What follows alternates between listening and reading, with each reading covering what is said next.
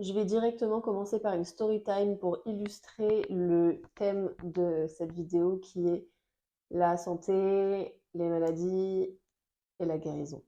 Bon, déjà, pour vous mettre un petit peu dans le contexte, moi personnellement, je suis quelqu'un qui est stressé, si c'est pas phobique, de tout ce qui est en lien, de près ou de loin, avec le médical.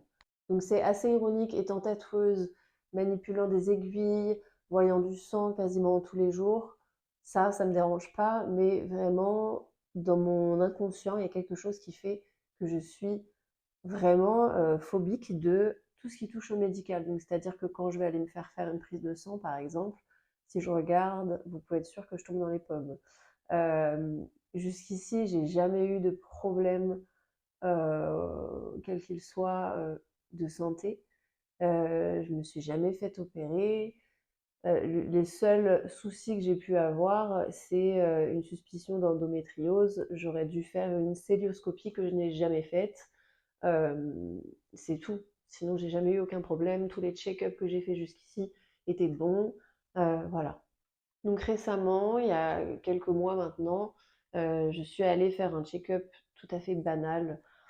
J'y suis allée, en détente en me disant: «Bon, bah, voilà, je vais le faire» et puis, enfin, je me suis même pas posé la question, en fait, de qu'est-ce qui allait ressortir de ce check-up. Et je suis ressortie de là avec, plusieurs, points d'interrogation et donc des premières analyses à faire, voilà, des analyses de sang, basiques, entre autres. Je vais pas m'étaler sur ce sujet-là parce que c'est pas le plus important, mais tout ça pour dire que en fait, après quelques premières analyses qui sont ressorties pas ouf, il a dû en faire d'autres et d'autres et d'autres avec différents praticiens. Donc à ce moment-là, je me suis retrouvée à aller avoir un ou deux rendez-vous par semaine. C'était une période hyper stressante parce que du coup, quand on me dit bah tu peut-être ça, faudrait vérifier si t'as pas ça, on n'est pas sûr, va falloir faire des trucs plus poussés. Bah déjà, c'est un premier stress et donc pour terminer, il y avait, des résultats bien, spécifiques que j'attendais plus que les autres, qui allaient être assez déterminants et au final, ce jour-là, hem, mon médecin m'explique que, il y a quelque chose qui a été détecté d'un peu, qui peut être grave, dit, risque élevé. Et en fait, elle m'a dit les mots, qui me faisaient le plus peur. Elle m'a annoncé quand elle m'a annoncé ça, vraiment, pour moi, j'ai l'impression que le ciel m'est tombé sur la tête, quoi. Quand on parle de, possiblement, cellules précancéreuses, qu'il faut faire une biopsie. Moi, biopsie, ça y est, pareil, c'était impensable.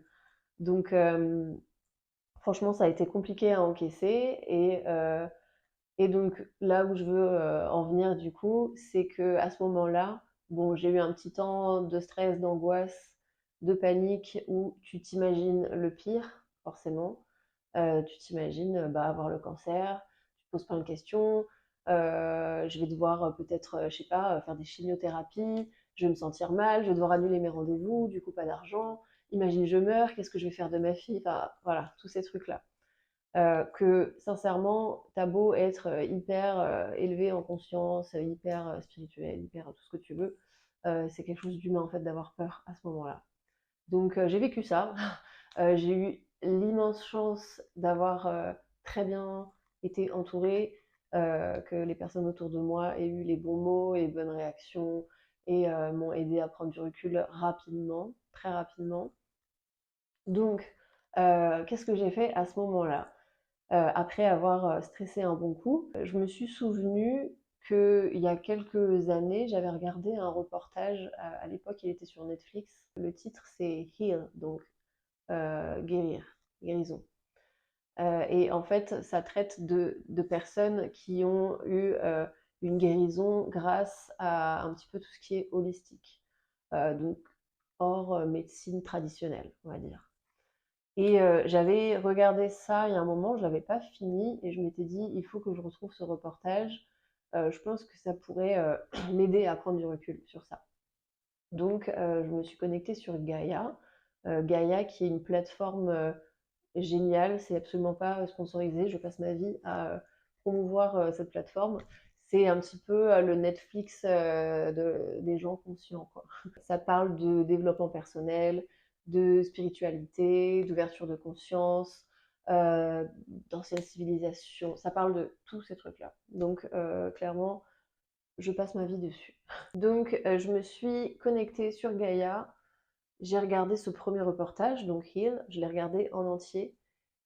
Et en fait, en regardant ça, mais ça m'a fait switcher de mood. Genre vraiment, ça a changé complètement mes énergies, mes vibrations, mes fréquences. Et je me suis sentie tout de suite vachement plus confiante et confiante en ma capacité à guérir de quoi que ce soit. À ce moment-là, je ne savais pas ce que j'avais pas eu de diagnostic encore, mais je me suis dit, ok, peu importe en fait ce que j'ai, grave ou moins grave, le fait est qu'il y a des choses qui fonctionnent pas correctement dans mon corps. À plusieurs, en fait, c'est pas juste un truc. Il y a plusieurs choses qui sont pas ouf à ce moment-là. Donc, pourquoi? Et surtout, qu'est-ce que je peux faire là maintenant pour changer ça? Qu'est-ce que je peux contrôler là maintenant tout de suite? Et donc, ce que j'ai fait, c'est que je suis allée dans la barre de recherche et j'ai tapé guérison, tout simplement. J'ai créé une playlist à ce même nom et j'ai mis tout ce qu'il y avait en lien de près ou de loin avec la guérison et j'ai décidé de tout regarder. Alors aujourd'hui, j'ai pas encore tout regardé, mais j'en ai regardé pas mal et ça m'a permis de en fait faire une liste de choses qui reviennent à chaque fois que chacun peut faire. C'est gratuit et c'est juste des choses à mettre en place dans sa vie et à l'intérieur de soi pour être en santé et pour pourquoi pas guérir en fait de n'importe quelle chose. Voilà, donc c'est le but de cette vidéo, au-delà de ma petite histoire personnelle, c'est de vous relayer un petit peu tout ce que moi j'ai compris et pourquoi pas vous aider, soit à titre préventif de mettre en place des choses, soit si vous avez certains dérèglements au niveau de votre santé. Attention, je ne suis pas médecin, je ne suis pas en train de vous dire faites ça et vous allez guérir, justement. Je choisis bien mes mots. Je vous promets aucunement la guérison. C'est juste que, voilà, moi, j'ai compris certaines choses et je le mets en place et apparemment, ça marche plutôt bien pour l'instant. Donc, voilà. Donc déjà, pour comprendre les maladies et pourquoi on est malade, la cause numéro un des maladies, c'est le stress. Et le stress, c'est quoi? C'est de la peur. La peur, le stress, c'est vraiment la cause numéro un de tout mot physique, en fait. Ça vient de là. Le stress, c'est quoi? On a trois types de stress différents. On a le stress physique, qui est bah, par exemple un accident. On a le stress chimique, qui va être un virus, une maladie qu'on va attraper. Et le stress émotionnel, qui est merde, j'ai pas payé mes factures, ou merde, il y a mon ex qui m'a recontacté, ou j'ai un entretien d'embauche, ou je sais pas quoi. Vous voyez, vous avez compris. Ces trois stress-là sont les causes de maladies. Nous, on va s'intéresser plutôt au stress émotionnel, du coup, et comment on peut contrôler ça et réguler ça. Donc, je vais vous dire un truc que vous avez sûrement entendu 1000 fois déjà, mais la méditation. C'est vraiment le conseil numéro un et la chose la plus facile à mettre en place finalement, la méditation, que ce soit 10 minutes chaque jour, que ce soit une demi-heure, 1 heure, 5 heures. En gros, pourquoi méditer? Parce que ça, en fait, pareil, je l'ai entendu plein de fois. Méditer, c'est génial, il faut méditer tous les jours, méditer, ça aide, ouais. Mais personne n'explique vraiment pourquoi. Ce qui se passe en fait quand on médite, et pareil, méditer, c'est pas seulement se foutre assis, fermer les yeux et rien faire. Certaines personnes, elles préfèrent par exemple dessiner. Dessiner, c'est une forme de méditation. Faire du sport, danser, peu importe. En fait, votre manière de méditer, elle est valide à partir du moment où en fait ton mental est calme, où tu es dans le moment présent, où tu n'es pas en train de ressasser le passé ou t'inquiéter pour le futur. Méditer, c'est ça en fait. Donc, euh, pourquoi c'est important de méditer? C'est qu'à ce moment-là, vous régulez votre système nerveux, ce qui fait que vous n'êtes plus dans cet état de stress. Quand on est en stress, c'est qu'on est en mode survie. Mode survie, c'est quoi? C'est je dois fuir, je dois me cacher ou je dois combattre. Ça, par exemple, le corps humain avait cette fonctionnalité-là à l'époque, par exemple, préhistorique, où quand il était en stress, c'est qu'il avait un mammouth en face de lui et il fallait soit combattre le mammouth, soit fuir le mammouth, soit se cacher, ok? Mais une fois que le mammouth était débarrassé, il vivait sa best life et tout allait bien. En fait, le stress était momentané à l'époque. Aujourd'hui, le problème, c'est qu'on est dans ce mode survie constamment, constamment, quasiment 24 heures sur 24. À ce moment-là, le corps va fabriquer un espèce de cocktail pour réguler ce stress, d'accord? Mais ce cocktail-là, il est très nocif pour le corps quand il est fabriqué constamment. Le corps humain n'est pas fait pour subir autant de stress au quotidien. Donc c'est là que la méditation rentre en jeu, c'est que ça va réguler donc ce système nerveux et donc arrêter de fabriquer ce cocktail de stress et au contraire, il va fabriquer un autre cocktail qui va venir apaiser un petit peu tout ce qui se passe dans ce corps. Il faut savoir que c'est pas anodin en médecine, quand il y a transplantation d'organes, euh, les médecins injectent l'hormone du stress dans le corps pour qu'il ne soit plus capable de se battre pour pas rejeter en fait l'organe qu'on va venir implanter. Donc en fait, le stress est utilisé pour couper le système immunitaire. Donc en fait, c'est voilà, c'est ça. Le stress égale plus de système immunitaire, donc les merdes peuvent venir s'installer vachement plus facilement. Ok, donc trouvez votre façon de méditer et de réguler votre système nerveux un petit peu tous les jours pour réguler ce cocktail un petit peu merdique qui s'installe dans votre corps. Okay. Ensuite, on a les intentions liées à la gratitude et l'amour. Donc ça, c'est tout simplement vous calibrer à une fréquence élevée. La fréquence de l'amour, c'est la fréquence la plus haute. Donc qui dit augmenter tes fréquences, dit forcément te réguler et ton corps va se calibrer à haute fréquence. Donc il n'y a pas de maladie dans les hautes fréquences. Tout ce que je vais vous dire là, c'est le but, c'est d'augmenter un peu tes énergies et tes fréquences, donc guérir. Voilà. Donc pour ça, l'amour et la gratitude, c'est le meilleur moyen. Autre point très important qui revient quasiment à chaque fois, bien évidemment, c'est la nourriture, la nutrition. Qu'est-ce qu'on va mettre dans notre corps, avec quoi on va se nourrir. C'est encore une fois très bateau, très classique, et ça, je l'ai entendu 1000 fois. Mais en fait, tout ce que je vous dis là, je l'ai entendu plein de fois, mais il a fallu que je prenne conscience qu'en fait, je pouvais moi aussi être en mauvaise santé, parce que c'est comme ça que ça a marché dans ma tête, hein, de manière totalement inconsciente. Mais pour la nutrition, qui est un gros sujet pour moi, euh, j'ai toujours su que forcément, c'est mieux de manger sain, de manger plus de fruits et de légumes, blablabla, je ne vais pas vous faire un cours là-dessus. Mais comme j'étais en bonne santé et que j'avais rien qui m'alarmait, et ben inconsciemment je me disais vas-y, un McDo de plus, un McDo de moins, c'est pas grave, mange la tablette de chocolat, c'est pas grave, enfin voilà. Mais on le fait tous, on le fait tous. Il a fallu qu'on me dise attention, vous avez des soucis là, là, là, pour conscientiser en fait comment je nourrissais mon corps vraiment réellement. Nourrir son corps de choses vivantes, donc à haute fréquence, encore une fois, on parle vibration, fréquence, mais c'est ça. Donc privilégier ben, les fruits et les légumes, tout ce qui est non transformé surtout.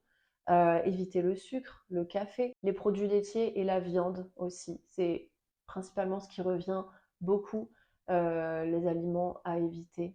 Privilégier les produits bio également, pareil, c'est un peu un cliché, mais réellement, si on peut éviter les OGM et toute autre chose nocive, on préférera prendre du bio. Aujourd'hui, il y a quand même plus de produits bio accessibles financièrement, je trouve.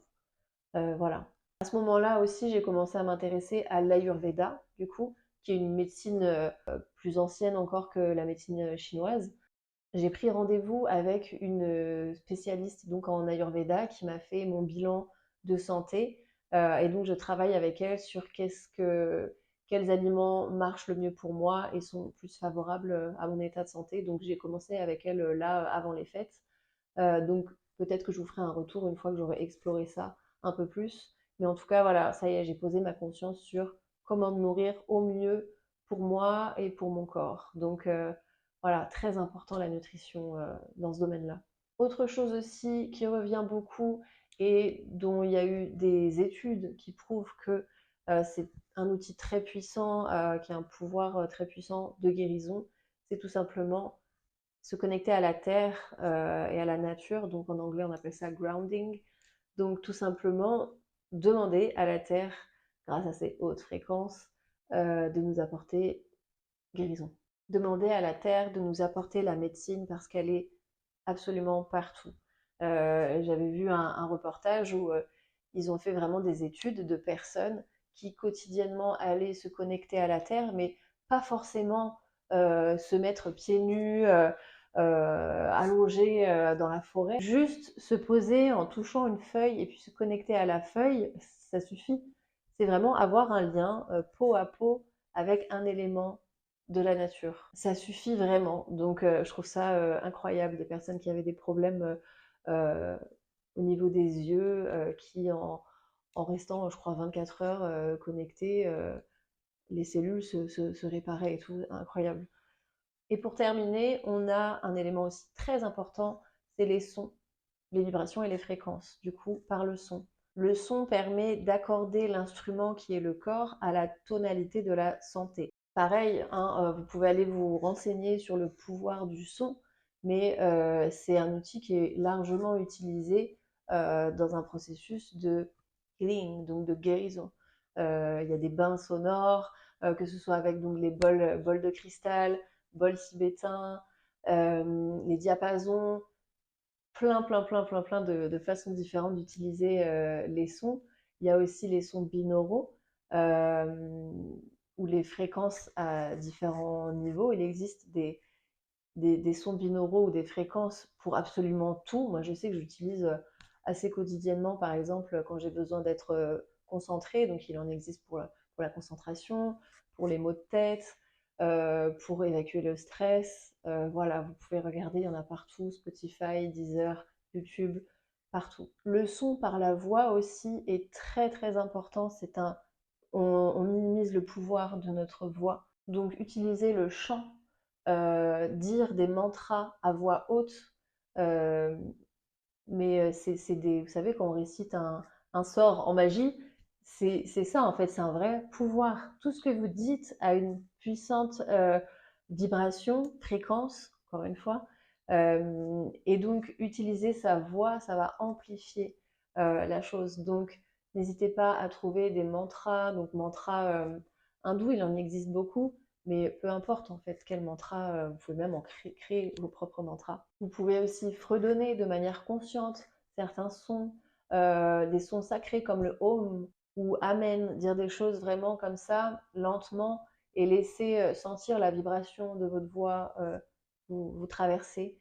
Et voilà, donc très très très important et très puissant les sons et le pouvoir de la voix. Voilà, c'est aujourd'hui en tout cas ce que j'ai condensé pour vous et ce que j'en ai compris et que on peut mettre en place de manière facile, de manière gratuite tous les jours. J'espère que ça vous aura plu et ça vous aura aidé à conscientiser peut-être deux, trois choses. N'hésitez pas à me dire si vous connaissiez un petit peu tout ce que je vous ai dit là et le pouvoir de chaque point. Ah oui, et je voulais aussi du coup vous dire quelque chose une petite anecdote par rapport à mon histoire personnelle du coup. Avant d'aller faire cette fameuse biopsie du coup, je me suis un petit peu préparée mentalement, conditionnée et j'ai entamé un travail de visualisation. Ça, la visualisation, pareil, quand vous faites votre méditation, vous pouvez visualiser les cellules de votre corps se régénérer, visualiser votre prochain rendez-vous médical où il vous dit que tout va bien, etc. Ça, c'est ce que j'ai fait. Et en fait, moi, je me suis imaginé au moment d'arriver à la biopsie qui me disent: «Oh, en fait, il n'y a plus rien, tout va bien». Et surtout qu'ils me disent que en fait, tout a cicatrisé. Et arrivé le jour du rendez-vous, au début, il me dit effectivement, il me dit: «Bah, je vois pas grand-chose». Donc moi, je me suis dit: «Putain, waouh, ça se trouve, ça a marché». Bon, au final, il a quand même, fait, ce qu'il avait à faire au niveau de la biopsie, mais après coup, il m'a montré les images et il m'a dit: «Bah, vous voyez là, il y a un tissu cicatriciel qui est en train de se former». Et en fait, j'ai une part de moi qui a été un peu, surprise, mais en même temps, c'est comme si je l'avais tellement visualisé ce moment que c'était normal. Mais je lui ai fait répéter au moins 5 fois: «Donc là, vous me dites que c'est en train de cicatriser là?» Et il me dit: «Oui, oui». Donc au final, tout va bien. J'ai juste des voilà, des choses à surveiller, mais ça va. Donc voilà, le pouvoir de la visualisation, c'est très fort. Merci à vous de m'avoir écouté jusqu'au bout. Prenez soin de vous comme d'habitude et à bientôt.